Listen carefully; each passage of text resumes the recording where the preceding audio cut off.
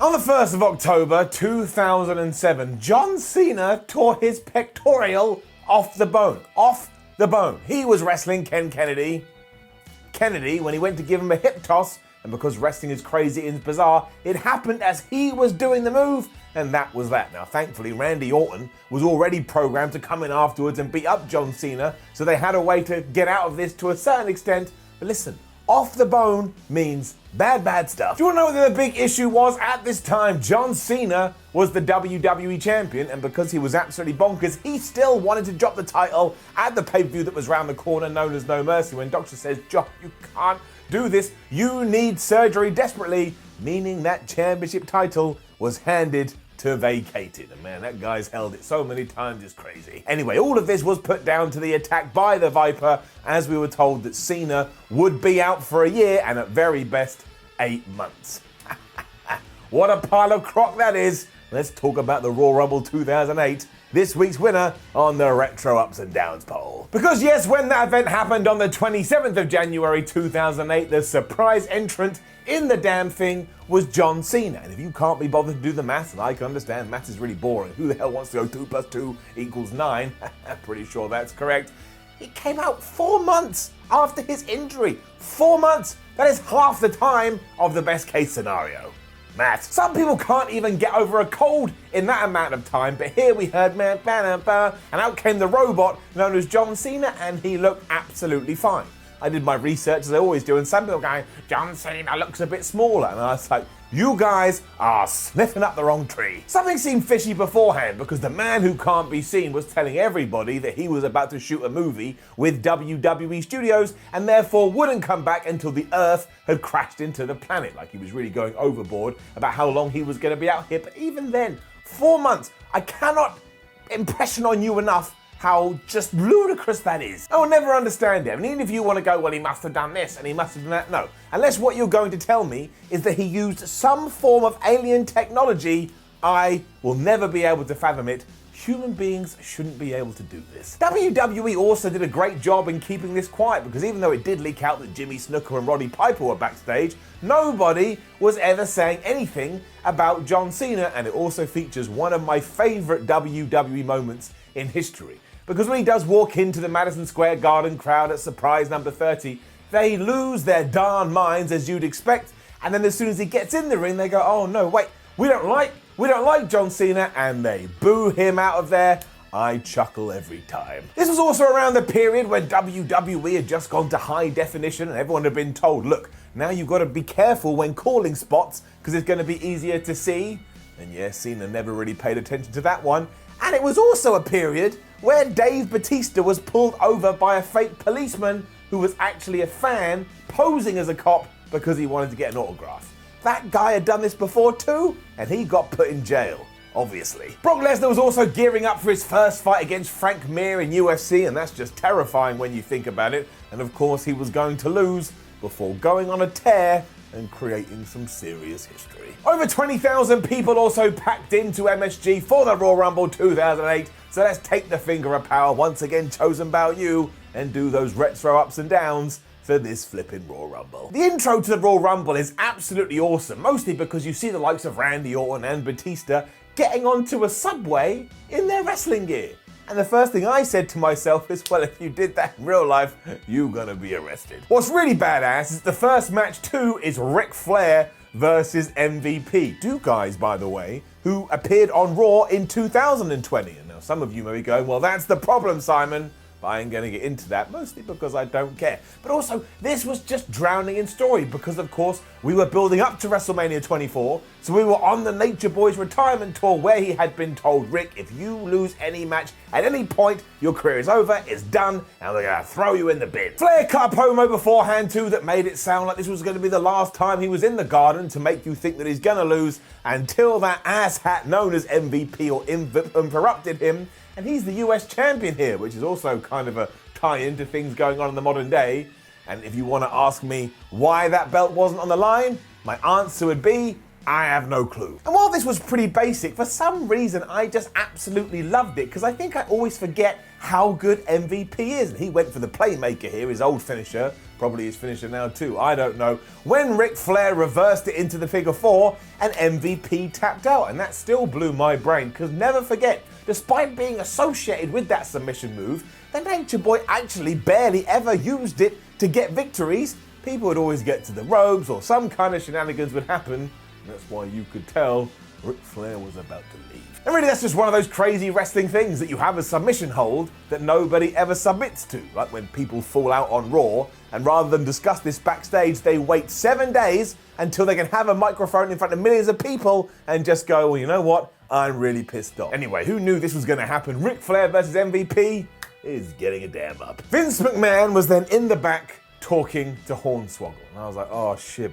Not all this nonsense. Of course, at this time, Swogs was the illegitimate bastard son of Vincent Kennedy McMahon, which he said, because he's also Irish, these are all the things that Vinnie Mac talked about. Vince was also explaining what the Royal Rumble was, because obviously Hornswoggle's too dumb to understand, but also saying you can't trust Finlay, because of course the big reveal was going to be that Fit was his dad. This is when Finlay just barged in. He was like, what are you telling this little guy? And he was like, I'm just saying nobody can trust anybody in the Royal Rumble. And I honestly wanted to find some kind of a pen and stab myself in the eye. Thankfully though, I'm not Rey Mysterio, so I didn't do that, and it ended when Horn jumped into Finlay's hands like he was some kind of dog, and they walked off.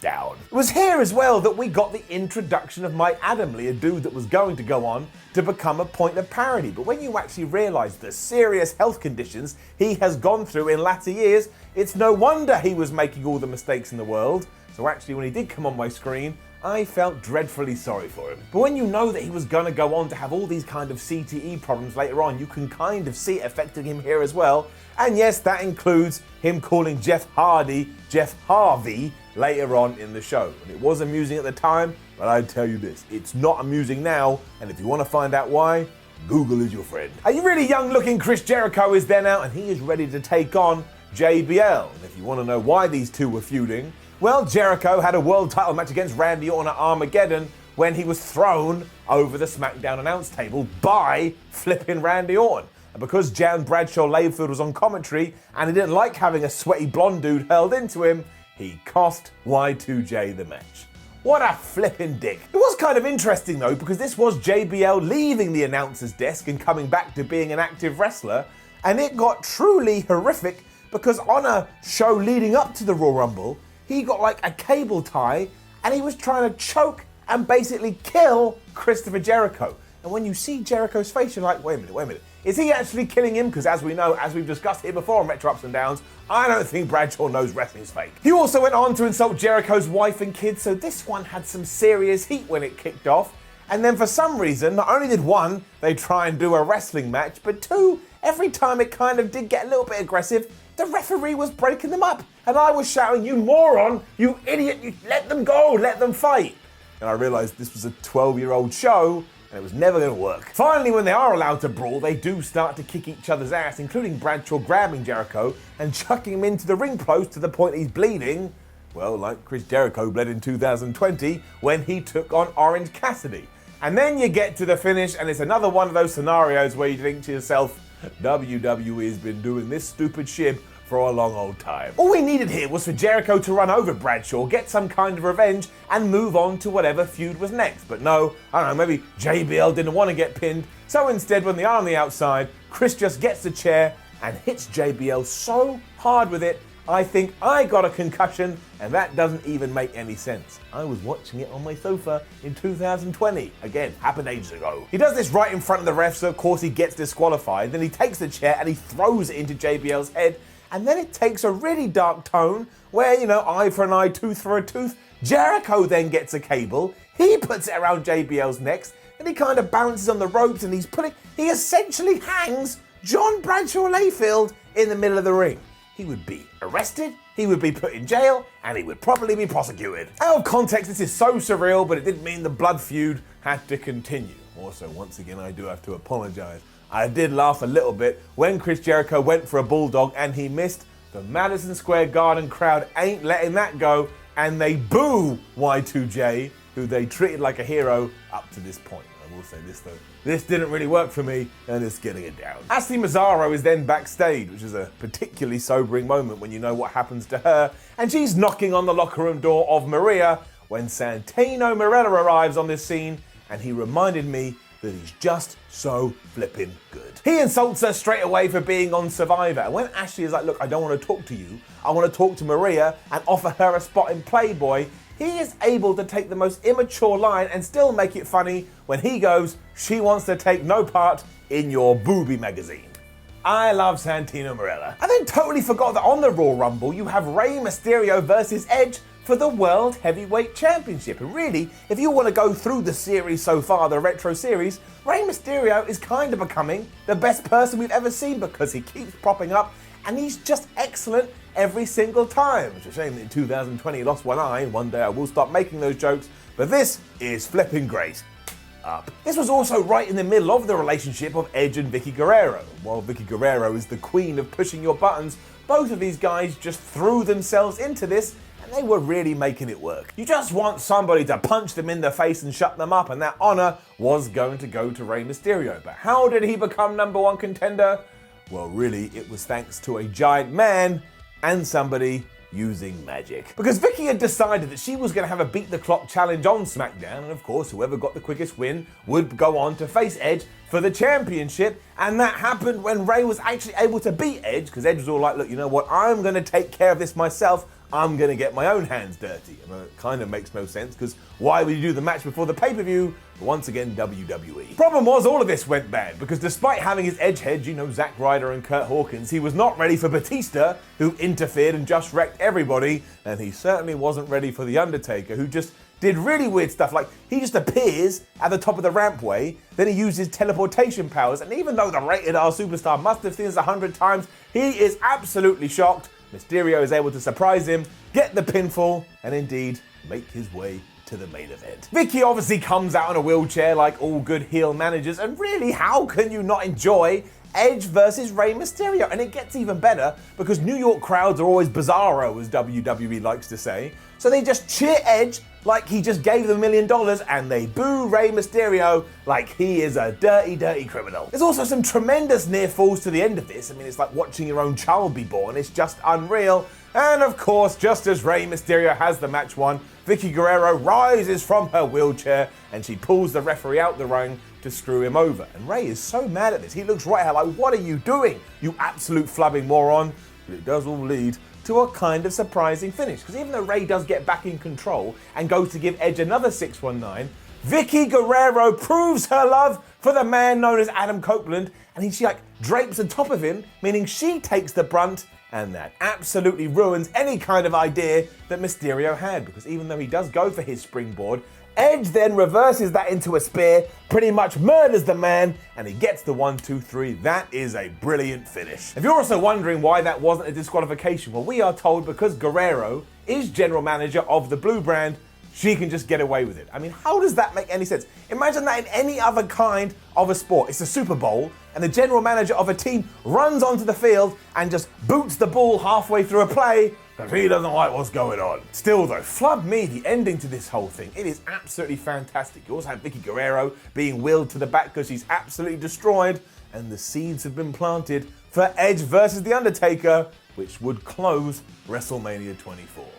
That is also a damn good match. Ric Flair is then in a towel. I suppose because we did switch to HD, WWE felt the need to do this, and eventually he is interrupted by Kennedy. Kennedy, who comes up with the most stupid logic, where he's like, well look, I'm going to win the Royal Rumble, but then when I'm waiting for my title shot, I think I should beat you up. Yeah, that's really smart, Ken. Just to continue on this weirdness, Shawn Michaels then appears and he takes the mick out of Kennedy, who decides to leave. And really, this was just a way to have Shawn Michaels, Triple H, Ric Flair and Batista on screen at once, and they all make a bunch of jokes. I will say this, very entertaining. And a quick shot of Orton and Jeff Hardy warming up because they are going to be involved in the WWE title match later, when it is time for Santino's big segment. And once again, I just flippin' love this guy. Because Maria was out to do the kiss cam, which, if you're interested, will be the most awkward thing you ever see in your life, because every single person they find is a dude who desperately wants to kiss his girlfriend, but the girlfriend clearly being like, I really don't want to do this. We should have cut this yesterday. The savior of all this, though, is Senor Morella, who comes to the ring kind of ominously with something under a blanket, but he just starts ripping into the New York crowd to the point they absolutely hate him. And even when they cheer after Maria goes, "Do you guys want to see me in Playboy?" he's like, "Do not listen to them. They would cheer if you asked them if they wanted hepatitis." I was honestly having the best time of my life. To the point, it's getting it up. WWE then throws it off a cliff when Santino says, "Oh, well, if this crowd does want boobs, I have it for you." And it's just some overweight guy who's oiled himself up, and then he dances around. As I always say, imagine you never watched wrestling and you went click at this very moment during the Royal Rumble 2008, you would go off and you would never watch again. Down. Even worse, imagine watching it with your mum. Imagine watching it with your mum, somebody you love. You'd have to go and orphan yourself. Just to make it even worse, there was then a commercial for the upcoming WrestleMania that featured Kelly as a lifeguard. And because she's an attractive person, some idiot was like, "Well, I'm gonna pretend to drown and then she'll give me mouth to mouth." And while Kelly did save him, the person that did do this was Mae Young, and you get this terrible camera shot where she's right in the lens going, blah, blah, blah, blah, blah. Why do we do this? Why did we always have to wheel out Mae Young in these kind of, I don't know what you call it, madness. Just absolute madness. Before the Royal Rumble, though, we were going to get the Intercontinental Champion, Jeff Hardy, taking on the WWE Champion, Randy Orton. And do not get this wrong, people were super excited about this because they thought it was Jeff's time, especially because who had he beaten in a #1 contender match to get here? None other than Triple H. As we know, Triple H don't lose easily. It meant that the WWE Universe, before they were the WWE Universe, had decided, oh my gosh, they're going to make Hardy the champion because they could just smell it in the air. But they clearly smelled incorrectly because the answer was nope. This really did result in some fans being truly upset because they thought that WWE had changed tack, but that wasn't true at all. And in fact, much like 2020, they were making all of this up on the fly. It was a last-minute decision to have Jeff Hardy beat the game because they thought to themselves, well, look, even if Jeff Hardy versus Randy Orton doesn't draw, it's the Royal Rumble, it will sell itself. And to be fair, they were right. It's also why years earlier, they'd done Brock Lesnar versus Bob Holly. The problem, in quote marks, was that Hardy did so well with this, and the groundswell of support was so much, all of a sudden some people backstage were like, well, maybe we should give Jeff Hardy the title. This was led by Michael Hayes, and a decision wasn't made until the night of the show.